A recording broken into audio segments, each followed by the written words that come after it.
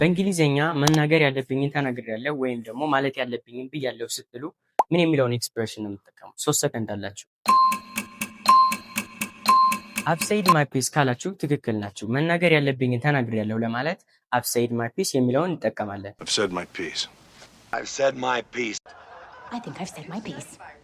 The second expression is ቡና የምጠጣው ከስንት አንድ ጊዜ ነው፣ እሷ የምትደውልልኝ ከስንት አንድ ጊዜ ነው፣ ቲክቶክ ቪዲዮዎችን የማየው ከስንት አንድ ጊዜ ነው ለማለት ዋንስ ኢን አ ብሉ ሙን የሚለውን ኤክስፕሬሽን እንጠቀማለን። ለምሳሌ እሷ የምትደውልልኝ ከስንት አንድ ጊዜ ነው ለማለት ሺ ኮልስ ሚ ዋንስ ኢን አ ብሉ ሙን እንላለን ማለት ነው። እሱ ቲክቶክ ቪዲዮዎችን ከስንት አንድ ጊዜ ነው የሚያየው ለማለት ሂ ዋችስ ቲክቶክ ቪዲዮስ ዋንስ ኢን አ ብሉ ሙን። ቡና ከስንት አንድ ጊዜ ነው የምጠጣው ለማለት አይ ድሪንክ ኮፊ ዋንስ ኢን አ ብሉ ሙን እንላለን ማለት ነው።